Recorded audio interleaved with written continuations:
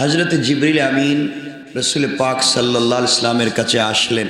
রসুল দেখেন জিবরাইল হাসেন না, খুব আনন্দ উল্লাস করছেন না, বা সুন্দর করে হেসে হেসে কথা বলছেন না। রসুল পাক জিজ্ঞাসা করলেন, জিবরাইল তোমার মুখের হাসি নাই কেন, তুমি হাসতেছো না কেন? জিবরাইল বলছেন, ইয়া রাসূলুল্লাহ আমি কেমনে হাসতে পারি, আমি কেমনে হাসবো? আমার মুখের হাসি জাহান্নাম কেড়ে নিয়েছে। আমি যেদিন চোখে জাহান্নাম দেখলাম আর জাহান্নামের আযাব সম্পর্কে আমি জানলাম, এই ভয়াবহ জাহান্নাম যেখানে মানুষকে জ্বালিয়ে পুড়িয়ে ছাই করে দেওয়া হয়, হাজারো লাখো ফেরেশতা চোখে দেখেন না, কিন্তু আঘাত করবেন হাজারো লাখ ফেরেশতা। এই দুনিয়ার জমিনে যারা এই পৃথিবীতে আল্লাহর গোলাম আছে, কবরে যাওয়ার পরে তাদেরকে আঘাত করবেন, কানে শুনবেন না। এই কবরের আযাব যখন আমি ধারণা করি, তখন মুখের হাসি বন্ধ হয়ে যায় যে আমি কেমনে হাসব যদি আমি কবরে যাওয়ার পরে আল্লাহর আযাবে গ্রেফতার হয়ে যায়, এই মুখের হাসি থাকবে না।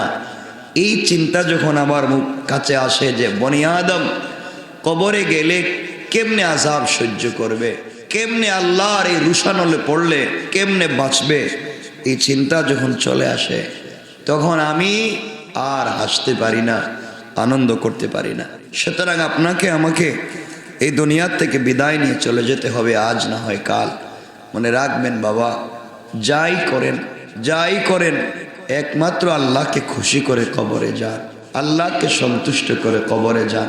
আমি আপনাদের কাছে কিছুই জানতেও চাই না, বলতেও চাই না, শুধু এতটুকুনি বলতে চাই যে আমরা যেন কবরে যাওয়ার আগে আল্লাহকে খুশি করে কবরে যেতে পারি। সকলে পড়েন ইনশাআল্লাহ, সবাই পড়েন ইনশাআল্লাহ। আল্লাহকে সন্তুষ্ট করা ছাড়া আমাদের বাঁচবার আর কোনো পদ্ধতি নাই। এই পৃথিবীতে সকাল থেকে সন্ধ্যা পর্যন্ত, সন্ধ্যা থেকে আবার সকাল পর্যন্ত আমরা কতই না দুনিয়ার কাজে কর্মে ব্যস্ত হই। আমরা যতক্ষণ পর্যন্ত সজাগ থাকি, আমাদের কত বন্ধু বান্ধব আমাদের আশেপাশে থাকে, কত আনন্দের গল্প করি, কত উল্লাস করি, কিন্তু আপনার কি চিন্তা হয় না আপনি যখন বিছানায় একা হয়ে যান, কেউ থাকে না, ওই সময় যদি আজরাইল চলে আসে, আপনার জান কবজ করবার জন্য তৈরি হয়ে যায়, কেউ আপনাকে দেখবে না, কেউ আপনার পাশে থাকবে না, মালাকুল মৌতের এই টাইমে একমাত্র তুমি আর আজরাইল ছাড়া আর কেউ থাকবে না।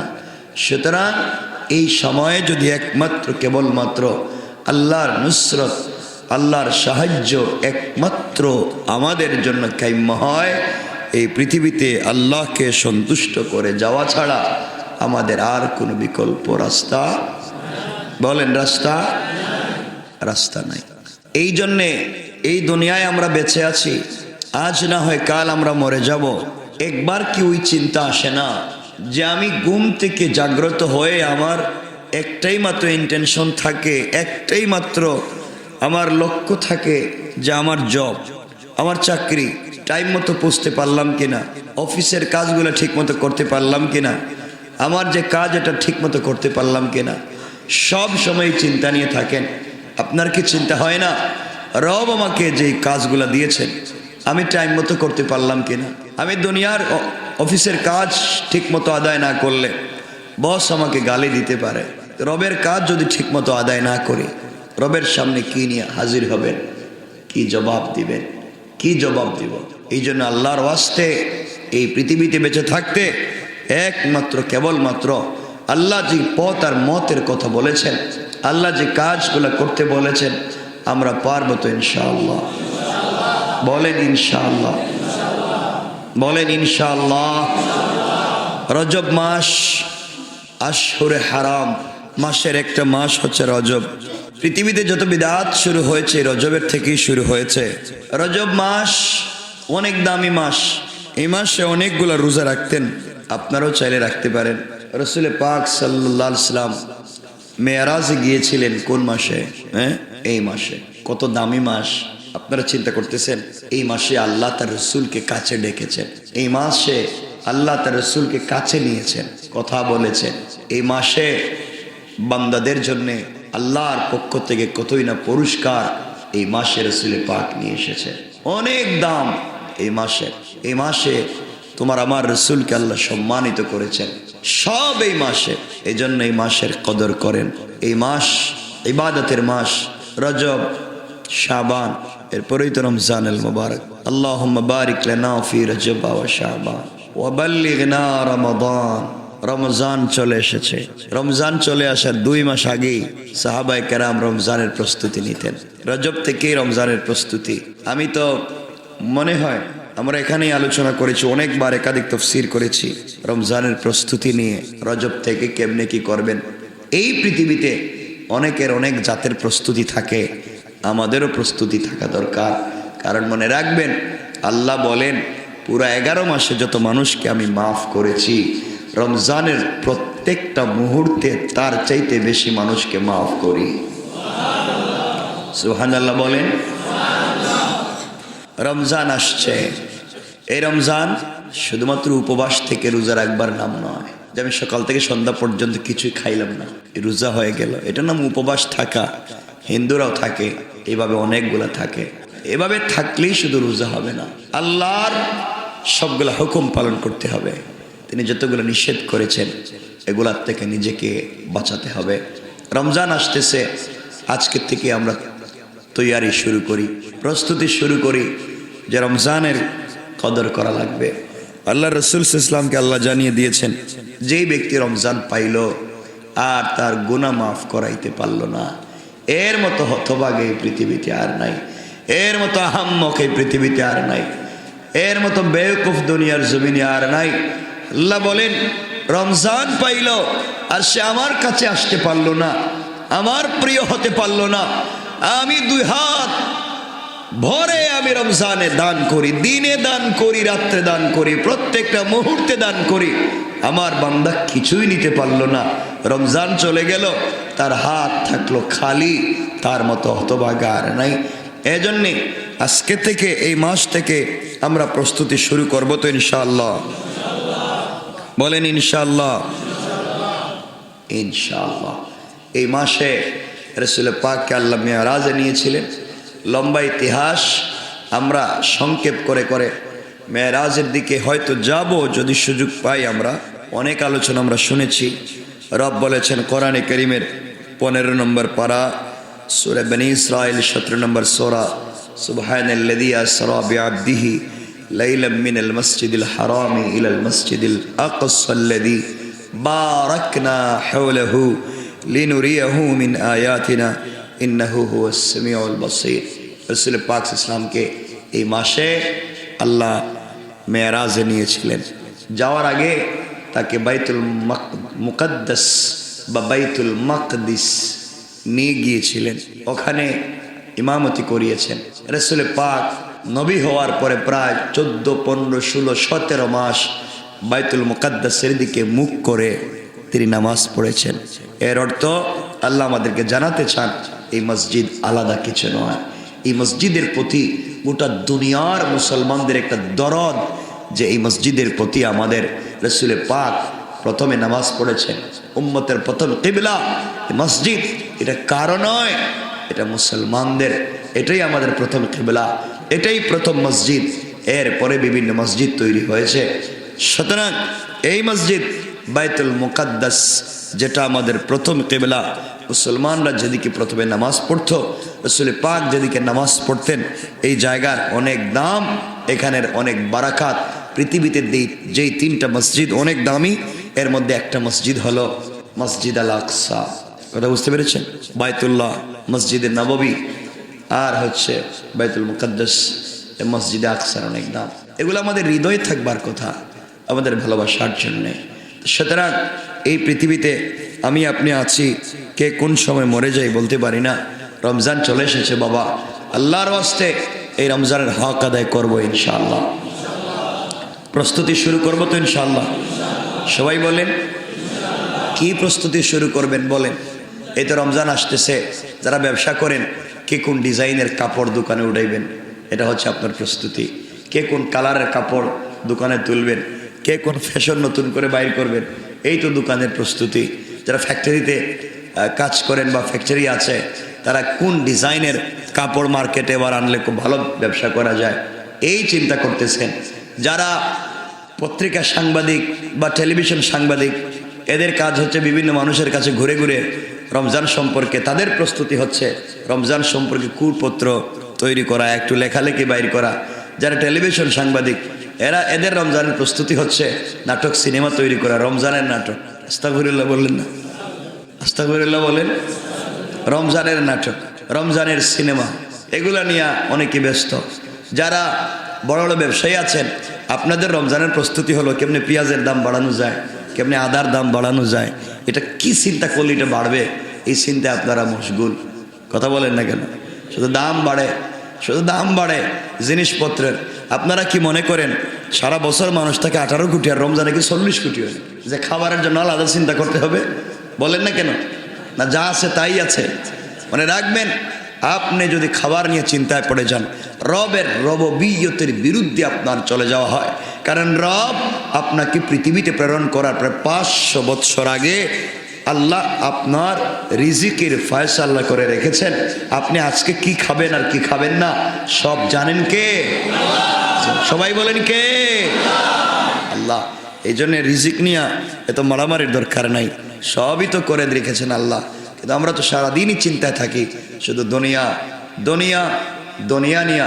আল্লাহর ওয়াস্তে এখন থেকে আমরা রমজানের প্রস্তুতি শুরু করি যে এই রমজান আমি কেমনে কাটাবো। আমি কমপক্ষে রমজান থেকে নিয়ে রমজানের আগের 10 দিন এবং রমজানের 30 দিন, এই 40 দিন আমি একাধারে বা জামাত 5 ওয়াক্ত নামাজ পড়বো, তাহাজ্জুদের সালাত পড়বো ইনশাআল্লাহ।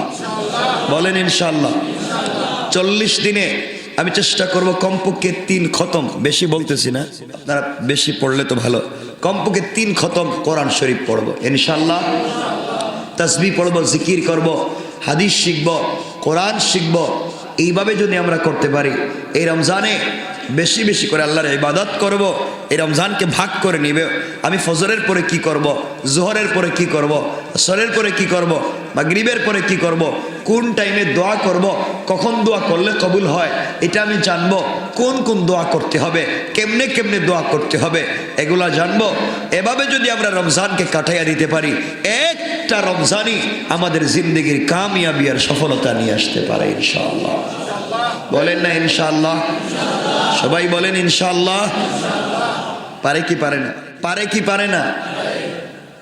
আমরা রমজানে দেখবেন, রমজানের প্রথম 2-4 দিন মসজিদে মুসল্লির অভাব হয় না, জায়গা জমি নাই মসজিদে, সব মুসল্লি আর মুসল্লি আসলেন। রমজানের সব থেকে দামি দিন, রমজানের সব থেকে দামি সময় হলো শেষ 10 দিন, ঠিক না? কয়দিন? শেষ। আমরাই আলাদা করেছি নাজাত, পুরো মাসই নাজাত, শেষ 10 দিন স্পেশাল নাজাত। আর ওই শেষ 10 দিন মুসল্লিদেরকে মসজিদে লাইট জ্বালাইও পাওয়া যায় না, সব হারাইয়া যায়, হারানো বিজ্ঞপ্তি দিতে হয় সব জায়গায়, তখন মার্কেটে। কথা বলেন না কেন? না মিথ্যা বললাম? হ্যাঁ, বেচারা এতে কাফে ঢুকছে, কত সুন্দর, দাড়ি কাটে নাই, মুছ কাটে নাই, কি অবস্থা, কি আল্লাহর ওলি মসজিদে এতে কাফে ঢুকছে, কি সুন্দর, মুখে হাত দেয় না। যেই ঈদের ছাদ দেখা গেল, এই দেখবেন সেলুনে ভিড় লেগে গেছে দাড়ি কাটার জন্য। কথা বলেন না কেন? হ্যাঁ, আল্লাহ মানে বিষয়টা কি? এতক্ষণ দেখলাম মসজিদে ভালো মানুষের মতো আমার ইবাদত করলো, এখন ঈদের ছাদ উঠলো, তারে আমি পুরস্কার দিব, হ্যাঁ দেখি এখনই জবাই শুরু করে দিচ্ছি। এগুলো হয় কি হয় না? হয় কি হয় না? কথা মনে পড়ে গেলে 1 মিনিটে একটা কথা বলে দিই। এটা আল্লাহর ঘর, মসজিদ কার ঘর? সবাই বলেন, সবাই বলেন। এর পবিত্রতা রক্ষা করার দরকার আছে না নাই? শুধু পবিত্রতা ভিতরে না বাহিরেও? বলেন, ভিতরে না বাহিরেও? কেউ কথা বলেন না, আপনারাও বলেন না, আমাদের কর্তৃপক্ষ বলেন না, আমাদের স্টাফ তো আর বলেই না, এদের কোনো কাজ কামি নাই। মসজিদের গেট এটা মনে হয় ভাড়া দেওয়া হয়েছে, মসজিদের গেট পোস্টার লাগাবার জন্য। কথা বলেন না কেন? ব্যাচেলার নিয়োগ দেওয়া হবে, এখানে লাগায় কাগজ, আগামী 1 তারিখ থেকে এই রুমের ভিতরে একজন ভাড়াটিয়া দেওয়া হবে, এই কাগজ লাগায় এখানে, ওয়াজের কাগজ, ভাড়াটিয়ার কাগজ, যা দুনিয়ার পোস্টার আছে সব মসজিদের গেটে। কথা বলেন না কেন? কেন বাবা, এখানে কি? মসজিদের গেটেই পোস্টার, লিফলেট, ভাড়াটিয়ার কাগজ, বেসেলারের কাগজ যা আছে সব এখানে মাইরে দেয়। এটা কোনো কথা হইলো মসজিদে? এটা কোনো আদব হলো? এই জন্য আল্লাহর ওয়াস্তে এগুলো আমরা কেউ করবো না। যা আছে মসজিদের গেটের সামনে, আপনারা আজকে যাওয়ার সময় আমার কথা না একটু দেখতে যাইয়েন তো, গেটে এগুলো আসেনি, দেখবেন পুস্টার একটার উপর আরেকটা যা আছে। ওই দিন আমি খুলছি আইসা রাত্রে, আমি খুলছি কোন জায়গায় গান ওই পুস্টারও লাগাইছে এখানে, হে দেখতেছে সব লাগাইছে, তো হেও লাগাই দিছে একটা। চিন্তা করলাম নামাজ থেকে বাইরে হেরা গানে যাইব মনে হয়। কি এটা কি? কেউ তো কিছু বলতেছেন না। এই জন্য আল্লাহর হস্তে কিয়ামতের দিন আমাদেরকে আল্লাহর কাছে জবাব দেওয়া লাগবে। পুরা পুস্টারিং করে এখানে পুস্টারের ওয়ালে লাগাবো কেন? মসজিদের পুরা মসজিদের সামনে গেটগুলা, এগুলোর থেকে ইনশাআল্লাহ আল্লাহ আমাদেরকে হেফাজত করে, বলে না আমি। সবাই সচেতন হব, আমরা সবার দায়িত্ব এগুলা লাগাতে নিষেধ করব, এটা পরিষ্কার করে দেব। এখানে কেউ যেন এগুলা না লাগায়, কেউ লাগালে আমরা তাকে বিনয়ের সাথে বলবো এটা এখানে লাগানো যাবে। যে কোনো পুস্টার, আমি শুধু খারাপ বলতেছি না, ভালো খারাপ মসজিদের গেটে এগুলো আমরা লাগাবো না ইনশাআল্লাহ। বলেন না ইনশাআল্লাহ। আপনার ঘর দামি, আপনার ফ্ল্যাট অনেক দামি, আপনার ফ্ল্যাটের সামনে গিয়া একজন দিল একটা পুস্টার মাইরা দিল আপনার একবারে দরজায়, আপনি কি করবেন? আপনি তারা ইচ্ছা মতো ফিরেবেন, বলে আমার এত দামি ফ্ল্যাটের দরজায়, আমার এত গেটে তুই পুস্টার লাগাইবার জন্য দিছে। বিভিন্ন ওয়ালে দেওয়ালে লেখা থাকে এখানে পুস্টার লাগানো নিষেধ, লেখা থাকবার দরকার মসজিদের গেটে, কারণ সব থেকে দামি জায়গা এটা আল্লাহর ঘর, আর এখানে প্রবেশের দরওয়াজা এই মসজিদের গেট, এখানে এগুলা লাগানো যাবে। আল্লাহ আমাদেরকে কবুল করো, বলে না আমিন। আমার কথা কষ্ট পাইলেন আপনারা? এগুলো তো আমরাই লাগাই, আল্লাহ আমাদেরকে হেফাজত করো। সুতরাং আমিন। আসুন আমরা যে আয়াত তিলাওয়াত করেছি, আল্লাহ বলছেন ইয়া আইয়ুহাল্লাযীনা আমানু, যারা ঈমান এনেছো, ইত্তাকুল্লাহ, আল্লাহরে ভয় করো। কারে? সবাই বলেন। যারা ঈমান আনছে, আল্লাহ বলছেন ভয় করতে কাকে? আল্লাহকে।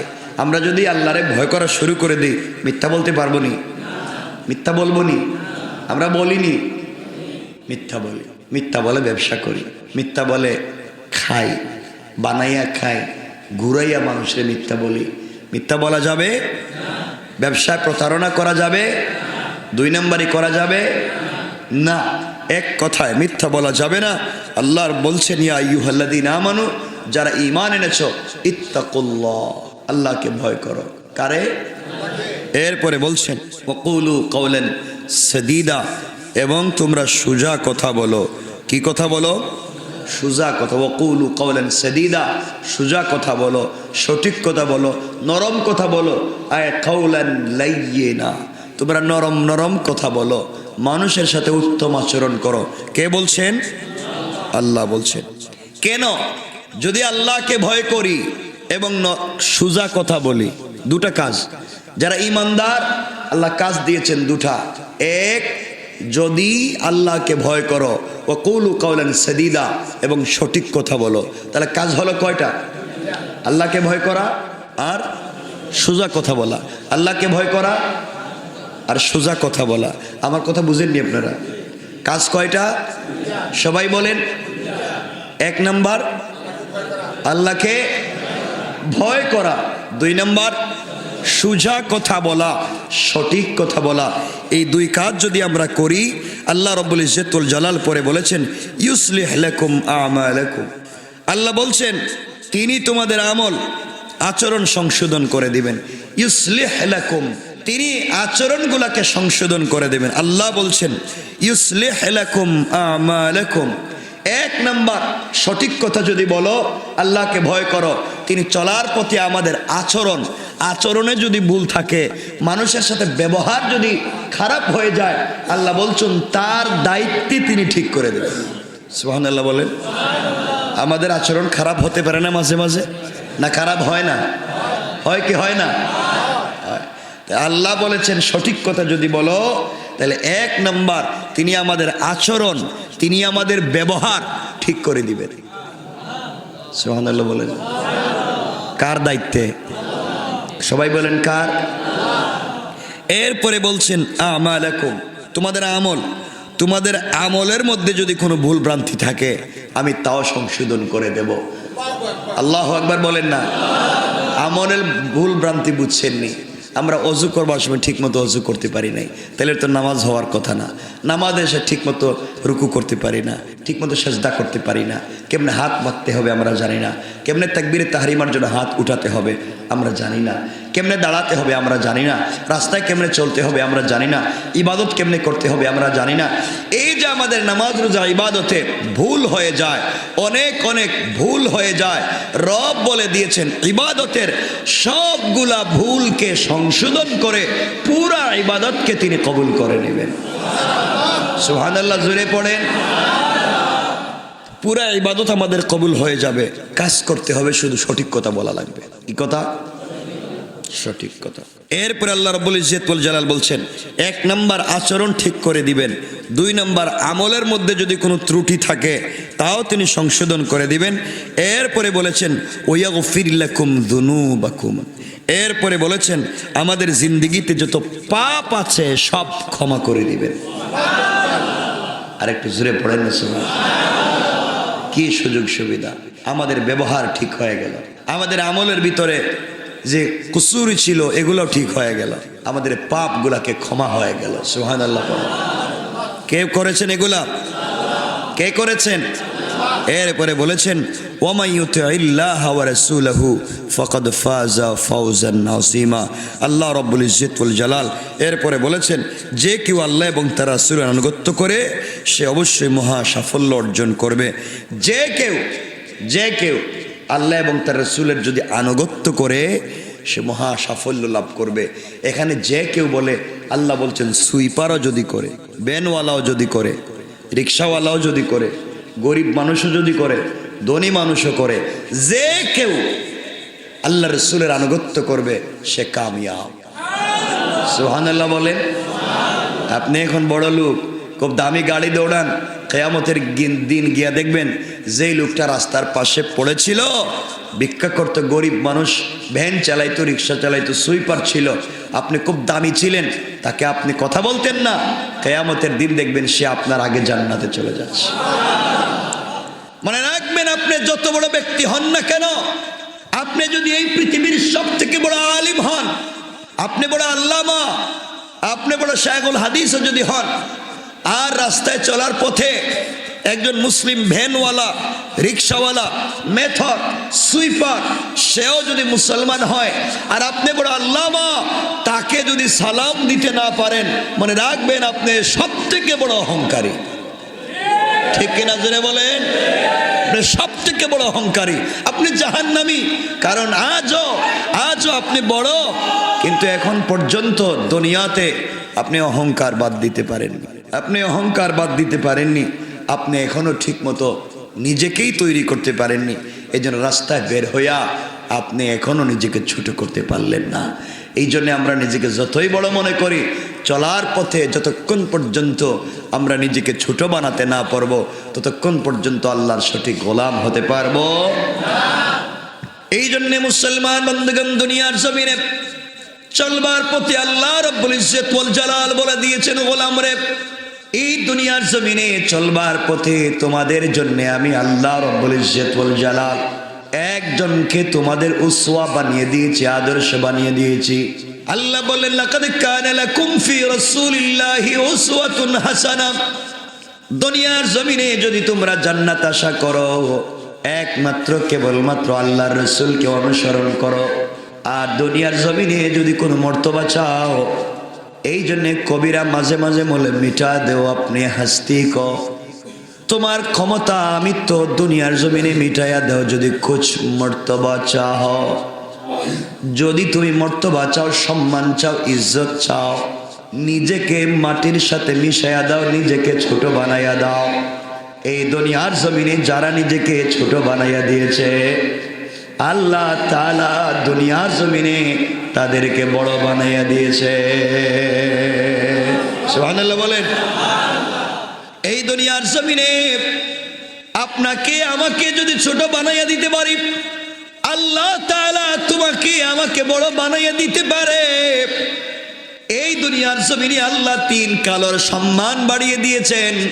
3 জন কালো, পৃথিবীর শ্রেষ্ঠ কালো, তাদের সম্মান আল্লাহ তাআলা পৃথিবীতে বাড়িয়েছেন। এর মধ্যে একজন কালের নাম হাকিমে লোকমান। কালো মানুষ, বেটে মানুষ, খাটো মানুষ, গরু চড়াইতেন, অর্থাৎ মহিষ চড়াইতেন, করতেন। দুনিয়ার জমিনে তিনি নিজে কেমন ভাবে তৈরি করলেন, আল্লাহ তাআলা তার জবানের কথা আর তার নামটাকেও কোরআনের আয়াত বানিয়ে দিয়েছে। আল্লাহু আকবার বলেন। তিনি কোনো নবী না, রাসূলও না, কিন্তু আল্লাহ তার নাম কোরআনের সূরা লুকমান বানিয়ে দিয়েছেন। আল্লাহু আকবার। আল্লাহ বুঝাতে চাইলেন আমি কোরআনে শুধু নবীদের নাম আর রাসূলদের নাম, সাহাবায়ে কেরামের নাম দেই নাই, শুধু সম্মানিত মানুষের নাম দিয়ে সম্মানিত করি নাই। আমি এমন কিছু ছোট মানুষের নাম দিয়েছি যারা ছোট জায়গায় বসবাস করে আমাকে চিনতে পেরেছে। ইউসলিহ লাকুম আমালাকুম ওয়া ইয়াগফির লাকুম যুনুবাকুম, যারা নিজেকে সংশোধন করতে পেরেছে, আমি আল্লাহর কাছাকাছি পৌঁছে গেছে, আমি আল্লাহ তাদের নামটা স্মরণ করে কোরআনে লিখে দিয়েছি। ও বান্দা, দুনিয়ার জমিনে চলার পথে তুমিও যদি আমি আল্লাহকে চিনতে পেরে, আমার রাসূলের পথে চলতে পেরে, গভীর রজনীতে সিজদায় গিয়ে আমি আল্লাহকে আল্লাহ বলে ডাক দিয়ে সিজদায় পড়ে যেতে পারো বান্দা, কিয়ামতের দিনে আমি আল্লাহ তোমার নামটাও ওইভাবে আমার আরশে আজিমের ছায়া ডিজাইন করে লিখে দেয়া বিনা হিসাবে জান্নাতের ওয়াদা দিলাম। সুবহানাল্লাহ পড়েন। এই জন্য মনে রাখবেন, দুনিয়ার জমিনে আল্লাহ রাব্বুল ইজ্জত ওয়াল জালাল কাকে কোন জায়গায় সম্মানিত করতে পারেন কেউ জানি না। মনে রাখবেন, শুধুমাত্র কেবলমাত্র বাপদাদার পরিচয় দিয়ে চললে হবে না। হজরতে ইব্রাহিম আলাইহিস সালাতু ওয়াস সালাম চেষ্টা করলেন, বাপকে ভালো বানাতে পারলেন না। কিন্তু আপনারা কি জেনে থাকবেন, অবশ্যই পৃথিবীর জমিনে আবু জাহাল রাসূলের দুশমন ছিল, আর আবু জাহালের সন্তান হযরত ইকরিমা রাদিয়াল্লাহু তাআলা আনহু রাসূলের কলিজার টুকরা সাহাবী ছিলেন। পড়েন সুবহানাল্লাহ। কাকে আল্লাহ কখন হিদায়াত দিবেন কেউ জানে না, কাকে আল্লাহ কখন ভালো পথে নিয়ে আসবেন কেউ জানে না। জানেন কে? আল্লাহ। এজন্য ইবাদতের মৌসুম হচ্ছে এই মাসগুলা, রজব, শাবান, রমজান, শাওয়াল, এই 4 মাস আশরে হারাম ইবাদতের মৌসুম। দেখেন না, হঠাৎ বৃষ্টি দিলে মাছ মারার একটা মৌসুম থাকে না গ্রামগঞ্জে, ওই যে টেটা দিয়ে বা কেমনে যে ওই যে কি বলে এটা, মাছ মারে না, মাছ সব শুকনে উঠে যায়, মানুষ মাছ মারতে যায় না, শিকারে যায়, রাত্রবেলা যায়, দুপুরে যায়, মানে এটা মাছ ধরার মৌসুম। হ্যাঁ, কি মাস? জ্যৈষ্ঠ মাস, যেই মাসই হোক। এইভাবে মাছ, এই ইবাদতেরও মৌসুম আছে। পুরা বছর তো আর করবেন কম বেশ, একটু বেশি ইবাদত করার। আপনাদের তো আল্লাহ বলছেন ইবাদতের মৌসুম, আর আপনারা বানাইছেন ব্যবসার মৌসুম। হ্যাঁ, কি ব্যবসা! সবাই মাথা বেঁধে লাগছে, পুরা বছর চিন্তা করে রমজানে ব্যবসা করার জন্য। যা পারো ঠকাও, যা পারো দাম বাড়াইয়া না, কারণ এই মাসে যা নিবেন সব সোয়াব নাকি, খালি একে 10, একে 70, যেভাবে পারে শুধু ঠকায়। আল্লাহ আমাদেরকে হেফাজত করুন, সবাই বলেন আমিন। এই জন্যে মনে রাখবেন গোলামেরা, মুসলমানেরা মনোযোগ দিয়ে শোনেন, এই দুনিয়ার জমিনে আল্লাহ রব্বুল ইজ্জত ওয়াল জালাল বলে দিয়েছেন, কোন গোলাম যদি চলার পথে আমি আল্লাহকে আল্লাহ বলে মেনে নিতে পারে, আমি আল্লাহর পথে ঠিক মতো চলতে পারে, আর দুনিয়ার জমিনে চলার পথে চিন্তা রাখে এটাই আমি আল্লাহ সন্তুষ্ট হলাম কিনা, তার সবগুলা ইবাদত আমার হুকুম মতো হলো কিনা, সবগুলা ইবাদত রাসূলের তরিকা মতো হলো কিনা, এই চিন্তা করে যদি ঘুম থেকে উঠে আমি আল্লাহর কাছে ডাক দিয়ে বলে, আল্লাহ তাআলা তুমি যখন ঘুম থেকে উঠাইয়া দিয়েছ, আমি মরে গিয়েছিলাম, তুমি আমাকে ঘুম থেকে উঠাইয়া দিলা, আয় আল্লাহ সারাটা দিন তুমি তোমার হুকুম মতো চালাও। এখন বান্দা যদি ভুল পথে চলে যায়, বান্দা যদি অন্যায় পথে চলে যায়, আমি আল্লাহর দায়িত্ব হল এই বান্দাটাকে ভালো পথে নিয়ে আসা। বান্দা যখন ঘুম থেকে উঠে আমি আল্লাহর কাছে সঁপে দেয় আর বলে, আল্লাহ তুমি আমাকে সারাদিন ভালো পথে রাখো, হারাম থেকে বাঁচাইও, অন্যায় থেকে বাঁচাইও। আল্লাহ বলেন, শোনো রে মানুষেরা, সারাদিন আমার বান্দাকে হেফাজত করবার জন্যে গাড়ির চাকার নিচ থেকে, আগুনের জ্বালানো থেকে, পানির নিচে ডুবানো থেকে, বড় বড় সমস্যা থেকে হেফাজত করবার জন্যে আমি আল্লাহ 21 জন ফেরেশতা দিয়া তার সিকিউরিটির ব্যবস্থা করে দে। সুবহানাল্লাহ জোরে পড়েন। এই জন্য দুনিয়ার জমিনে চলার পথে আমি আর আপনি একমাত্র কেবলমাত্র আল্লাহকে যদি সন্তুষ্ট করতে পারি, একমাত্র আল্লাহকে সন্তুষ্ট করে যদি চলতে পারি, আল্লাহ রাব্বুল ইজ্জতুল জালাল বলছেন, গোলাম রে তুমি আমার সন্তুষ্টির জন্য চেষ্টা করো। আমি যদি তোমাকে ভালোবেসে ফেলি, দুনিয়ার মানুষ তোমাকে ভালোবাসতে বাধ্য। আমি যদি তোমাকে মহব্বত করে ফেলি, আসমান জমিনের ফেরেশতারা মহব্বত করতে বাধ্য। আল্লাহ রাব্বুল ইজ্জতুল জালাল বলতেন, শোনো মুসলমানেরা, আল্লাহ রাব্বুল ইজ্জতুল জালাল কারো দিকে যখন রহমতের নজর দিয়ে তাকায়, কারো দিকে যখন ভালোবাসার নজর দিয়ে তাকায়, কারো দিকে যখন বারাকাতের নজর দিয়ে তাকায়, আল্লাহ তাআলা জিবরিল আমিনকে বলেন, জিবরাইল অমুক এলাকার, অমুক গ্রামের, অমুক শহরের, অমুক বিল্ডিংয়ের, অমুকের ছেলে অমুককে আমি আল্লাহ ভালোবেসে ফেলেছি, আমি আল্লাহ মোহব্বত করে ফেলেছি, আমার বান্দাকে তুমি মোহব্বত করো। জিবরাইল বলেন, আমিও তাকে মোহব্বত করা শুরু করে দেই। আল্লাহ বলেন, জিবরাইল রে আসমানের ফেরেশতাদেরকে বলে দাও আমার অমুক বান্দাকে যেন মোহব্বত করে ভালোবাসে। জিবরাইল বলেন, আমি আসমানে ঘোষণা করে দেই, এরপরে জমিনের ফেরেশতাদেরকে ঘোষণা করে দেই। আল্লাহ রাব্বুল ইজ্জতুল জালাল বলেন, আমি যাকে ভালোবাসতে শুরু করি, এই পৃথিবীর পিপিলিকা থেকে শুরু করে সাগরের নিচের মাছ থেকে শুরু করে সকল প্রাণী আমার ওই বান্দার জন্য দোয়া করতে থাকে। সুবহানাল্লাহ জোরে পড়েন। এজন্য তুমি আমি যদি ভালো কাজ করি, মনে রাখবেন তোমার আমার জন্য পিপিলিকারাও দোয়া করে, গর্তের পিপিলিকা দোয়া করে, পানের নিচের মাছ পর্যন্ত তোমার আমার জন্য দোয়া করে। বিশ্বাস হয় না? আমাদের জন্য দোয়া করনেওয়ালার অভাব থাকে না।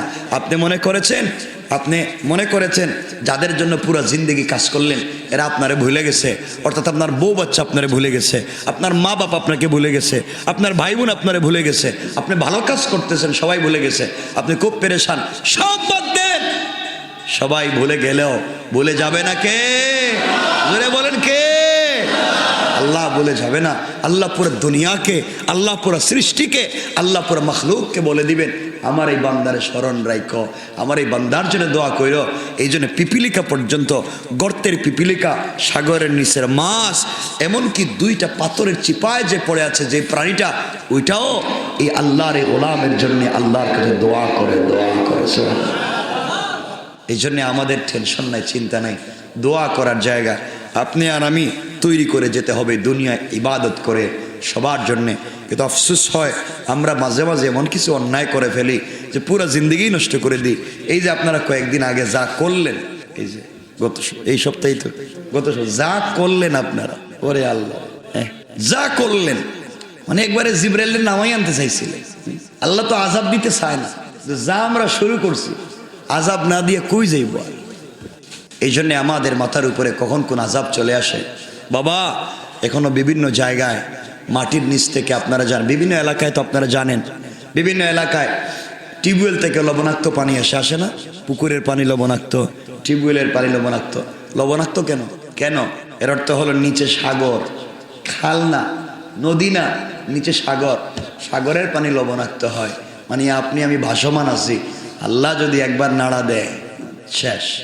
দেখেন না জাপানে, এটা কয়েকদিন আগেই তো গেল, কয়েকদিন আগেই তো ভূমিকম্প দেখছেননি? ভূমিকম্পের অবস্থা, ইয়া আল্লাহ, যদি এভাবে এর অর্ধেক যদি ভূমিকম্প আমাদের ঢাকা শহরে হয় তাহলে তো এটা পুরো কিয়ামতের মাঠ হয়ে যাবে। আমরা যে অপরিকল্পিত জীবনযাপন করি, বিল্ডিং বাড়ি সব অপরিকল্পিত, কি হবে? আল্লাহ তার খাস রহমত দিয়ে আমাদের বাঁচিয়ে রাখছে। যা আমরা করতেছি সারা জিন্দগি বইয়ে পড়ে আসছি, বুড়িগঙ্গা নামে একটা নদী ছিল, এখন গিয়ে দেখবেন নদী কেবল খালি নাই, কথা বলেন না, খালি নাই, সব ভরাইয়া ফেলাইছে। সারা জীবন শুনছেন ধুলাই খাল, এখন যদি আপনি মাইক্রোস্কোপ লাগাইয়া একবারে লেন্স ক্যামেরা লাগাই যে ধুলাই খাল খুঁজতে থাকেন, খাল আর খুঁজে পাইবেন? খাল আসলে কোনো জায়গায় আপনি মানুষকে বুঝাইতে পারবেন না, হেরে বুঝাইতে পারবেন না যে ধুলাই খাল মানে এখানে খাল ছিল, আপনি বুঝাইতে পারবেন? আপনার বিশ্বাস হয়নি যে এই এলাকায় এখানে খাল ছিল, মনে হয়নি আপনার? কি আমরা যে কি করে ফেলছি এটা আমরা নিজেরাও জানি না। এজন্যে সব আস্তে আস্তে ধ্বংস হয়ে যাচ্ছে, আর আমরাও ধ্বংসের দিকে চলে যাচ্ছি। আজ না হয় কাল আমরাও মরে যাব। আল্লাহর কাছে কি নিয়ে হাজির হবেন, কি নিয়ে জবাব দিবেন? এই জন্য বাবা, নাচ গান যাই করেন, যা নাচানাচি করেন, যা ভাল লাগে করেন, মনে রাখেন এটা আল্লাহর সামনে দাঁড়ানো লাগবে। কথা বলেন না কেন? আপনার যত ক্ষমতা, যত প্রভাব, যত পাওয়ার থাকুক, আল্লাহর সামনে দাঁড়ানো লাগবেই, আপনাকে হিসাব দেওয়া লাগবেই। ঠিক কিনা বলেন? লাগবে কি লাগবে না? এইভাবে উল্লাস করতেছিল এক জাতি, তার নাম সামুদ। আল্লাহ ধ্বংস করে দিয়েছেন। আদ, তাদেরকে ধ্বংস করে দিয়েছেন। এমনকি জিব্রাইলকে দিয়া এইভাবে পুরা দুনিয়া উঠাইয়া একবারে আসমানের কাছে নিয়েছেন। ফেরেশতারা বলেন হাঁসের আওয়াজ, মুরগের খক খক ডাকও তারা শুনছেন, পুরা উল্টাইয়া দিস। আল্লাহু আকবার বললেন না? আপনারা মনে করতেছেন, ভাবতেছেন জিব্রাইলের কি এত ক্ষমতা আছে নাকি? যে পুরা পৃথিবীর এসে আসমানে নিয়ে উল্টাইয়া দিবে, এত ক্ষমতা আছে নাকি? বিশ্বাস হয় না? বিশ্বাস হয় না?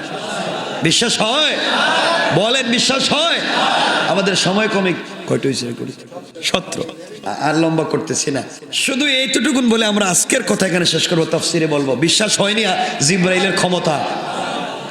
জিব্রাইলের ডানা কয়টা? 600। ডানা কয়টা? এটা সত্য। কয়টা? 600। কয়টা?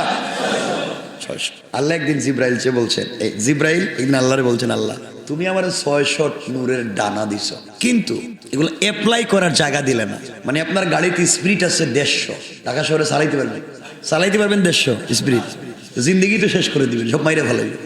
তাহলে আপনার গাড়ির স্পিরিট আছে ঠিকই 150, কিন্তু 50-60-এর উপরে চালাইতে পারেন না। এর অর্থ আপনার চালাইতে মন চায়, জায়গা নাই। ঠিক না? জিব্রাইল বলছেন, আল্লাহ আমার আপনি 600 নূরের ডানা দিলেন, এ তো পাওয়ারফুল। আমিগুলা তো দেখতাম, এগুলার কার্যক্রম ঠিক আছে নি, জায়গা নাই। আল্লাহ বলেন যা আমার জাহান্নাম দিকে আসো। গেছে জাহান্নাম, ঘুরে আসছে। আল্লাহ ঘুরে তো আইলাম, কই আমার তো একটা ডানাও ফালাইতে হয়নি, কষ্ট হয় নাই তো ঘুরে আসতে। আল্লাহ বলেন জান্নাতেও যাও। জান্নাতে গেলেন, ঘুরলেন। আল্লাহ এগুলো তো কিছু বুঝতেছি না, আমার তো এগুলো ভাল লাগে না। বলে কেন? আমি তো যাইতে আর আইতে তো ওই যে আমরা চুকের পলক ফেলতে যত সময় লাগে, পলক বুঝেননি, এর চাইতে বেশি সময়ের আগে আমার 8টা জান্নাত দেখা শেষ। সুবহানাল্লাহ বললেন না? আমি আর কি আমার এই 600 নূরের ডানা। আল্লাহ বলেন আসমান থেকে জমিনে, জমিন থেকে আসমানে 2-4 বার যাওয়া আসা করো। হযরত জিবরিল আমির বলেন আমি 600 নূরের ডানা দিয়ে টান দেওয়ার আগে, ফালাইয়া টান দেওয়ার আগে দেখি জমিনে হাজির। সুবহানাল্লাহ বললেন না? এমন কি, এখানে তো তাফসীর আমি করেছি, এমন কি তায়েফের ময়দানে রাসূলের পা থেকে যখন পুরা বডি থেকে রক্ত ঝরলো, পুরা বডির রক্ত কিন্তু মাটিতে পড়েনি। আপনাদেরকে ওয়াজ করেন অনেকেই যে রাসূলের মাটি, শরীর থেকে রক্ত জইরা তায়েফের মাটি লাল হয়ে গেছে, তুমি দেখছো নি? লাল হইছে। রাসূলের পবিত্র শরীরের রক্ত মাটিতে পড়বে আর ওই মাটি সহ্য করে বসে থাকবে। রাসূলের পুরা শরীর থেকে রক্ত ঝরছে, রাসূল তার শরীরের কাপড় দিয়ে এগুলো মুছছেন। তার সাথে জায়েদ ছিলেন, জায়েদ কাপড় দিয়ে শরীরের রক্তগুলো মুছছেন। শেষ পর্যন্ত রাসূলের পায়ে ছিল চামড়ার মুজা, মুজার ভিতরে রক্ত ভরে গেছে। রক্ত ভরে মুজার নিচ দিয়ে, মানে পায়ের তালুর নিচ দিয়া, পায়ের তালু আছে না, এটার পাতা, মানে পায়ের পাতার নিচ দিয়া রক্তের এক ফুটা এভাবে লটকে গেছে, এই পড়ে যাবে মাটিতে। রাসূলের পা মাটিতে রাখা, শুয়ে আছে, এক ফুটা রক্ত পায়ের পাতা থেকে মাটিতে লটকে গেছে। তাহলে কতটুকু জায়গা ফাঁকা? 1 সেকেন্ডের 1 কোটি ভাগের ভিতরে পড়ে যাবে না? আল্লাহ বলেন জিব্রাইল তুমি কোথায়? আল্লাহ আমি তো সিদরাতুল মুনতাহায়।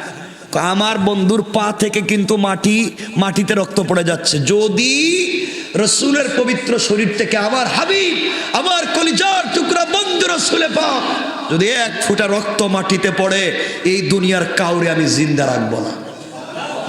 আল্লাহু আকবার বলেন। এই দুনিয়ার কাউরে জিন্দা রাখবো না। এই পৃথিবী সব সহ্য করেছে, কিন্তু আমার রসুলের রক্ত এই মাটি সহ্য করতে পারবে না। আল্লাহ তায়েফের মাটির জবান খুলে দিয়েছে। তায়েফের মাটি চিৎকার করে বলছে আল্লাহ সব সহ্য করেছি, রসুলের রক্ত পড়লে কিন্তু সহ্য হবে না, কাঁপতে শুরু করব, ভূমিকম্প শুরু করব। আল্লাহু আকবার বলেন। আল্লাহ বলেন জিব্রাইল তাড়াতাড়ি যাও, তাড়াতাড়ি গিয়ে আমার রসুলের পাত থেকে রক্ত মাটিতে পড়া বন্ধ করো। জিব্রাইল জিজ্ঞাসা করেন আল্লাহ রক্ত কই? কয় রক্ত পাত থেকে লটকে গেছে, পায়ের পাতা থেকে পড়ে যাবে, এখন একটা ড্রপের মতো পড়ে যাবে, পড়ে যাচ্ছে। কয় আল্লাহ আমি তো সিদরাতুল মুনতাহায়। কই এই মাত্র যাও। জিবরিল আমিন বলেন আমি 600 নূরের ডানা দিয়ে টান দিলাম, টান দিয়ে আয়সা দেখি রসুলের পায়ের নিচ থেকে রক্তের ফুঁটা ছুটে গেছে, মাটিতে পড়ে যাবে, শূন্যতে আছে। আমি আমার বিছানা আমি আমার পোর, আমি আমার ডানা রসুলের পায়ের নিচে বিছায়া রক্তটাকে আমার ডানায় নিয়ে নিছি। আল্লাহু আকবার। আল্লাহ আমার তো ডানা ফালাইছি ঠিকই, কিন্তু টান দেওয়া লাগেনি, আগে পৌঁছে গেছি। আল্লাহ বলেন তো কি করতাম? আমারে যদি একটু সুযোগ দিতেন 600 নূরের ডানা একটু দেখতাম, কাজ করে নি। আল্লাহ বলেন তাইলে যাও, আমার একটা জায়গা আছে যেখানে আমি একটা প্রোগ্রাম করব। বড় প্রোগ্রাম হলে বড় মাঠে হয়, ঠিক না? বড় প্রোগ্রাম কোথায় হয়? আমি একটা মাঠ বানাইছি, ওয়ালা দাইনা মসজিদ। আমার একটা মাঠ আছে মসজিদ, ওই মাঠে যাও তো একটু ঘোরাঘুরি করে আসো। আল্লাহ পুরা সৃষ্টি ঘুরলাম, আসমান জমিন ঘুরলাম, আরশ কুরসি দেখাইতে চাইলাম, আমি সব ঘুরলাম, মাঠে গিয়ে আমি কি করবো? আল্লাহ বলেন যাও। সুবহানাল্লাহ বললেন। জিবরাইল কত বড় মসজিদ নামক মাঠে পৌঁছে গেলেন, গিয়ে একটা নূরের ডানা দিয়া টান দিলেন। কিছুক্ষণ চলতে চলতে ক্লান্ত হয়ে গেলেন, আরেকটা নূরের ডানা ছাড়লেন। আরো কতক্ষণ দৌড়লেন, ক্লান্ত হয়ে গেলেন, আরেকটা নূরের ডানা দিলেন। এই সৃষ্টিতে জিবরাইল প্রথমে একটা একটা করে ডানা ছাড়ে। পাখিরা দেখবেন একসাথে পুরা ডানা দিয়া উড়ে না, আস্তে আস্তে করে পাখাগুলা মেলে ধরে, ঠিক না? এরপরে টান দিয়া বাতাস নিয়ে চলে। জিবরিল আমিনও টান দিলেন, টানতে লাগলেন। একটা, দুইটা, তিনটা, চারটা, পাঁচটা করে ডানা ছাড়লেন। কিছু দূর যাওয়ার পরে ক্লান্ত হয়ে গেলেন। এভাবে ছাড়তে ছাড়তে 100, 200, 300 সবগুলা ডানা ছাড়লেন, জমিনে টানলেন।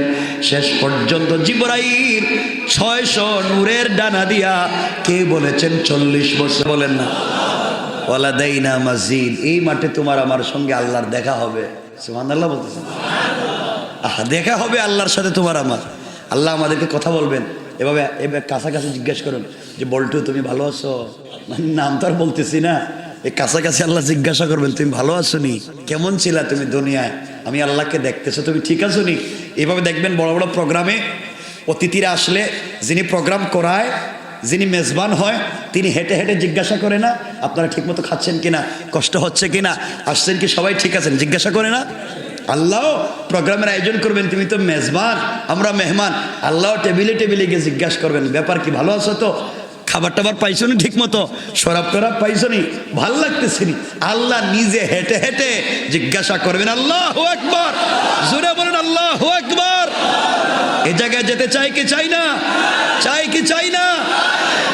আরে ওই জায়গায় আল্লাহ নিজে হেঁটে হেঁটে জিজ্ঞাসা করবেন। এই জায়গায় যেতে হলে দুই জিনিস লাগবে, ইত্তাকুল্লাহ, আল্লাহকে ভয় করো, ওয়া কুলু কাওলান সাদীদা, কাওলান লাইয়িনা, সঠিক কথা বলো, নরম কথা বলো, সঠিক বলো, নরম বলো, ইনশাআল্লাহ। আল্লাহ যদি বাঁচায় আমার ওই লাদাইনা মসজিদ, মসজিদ যে মাঠ বানাইছেন আল্লাহ, এটা নিয়ে আমরা একটা আলোচনা করব। এখানে আজকে রেখে দিলাম, আর আমরা লম্বা করতে চাই না। ইনশাআল্লাহ আমার জন্য দোয়া চাই।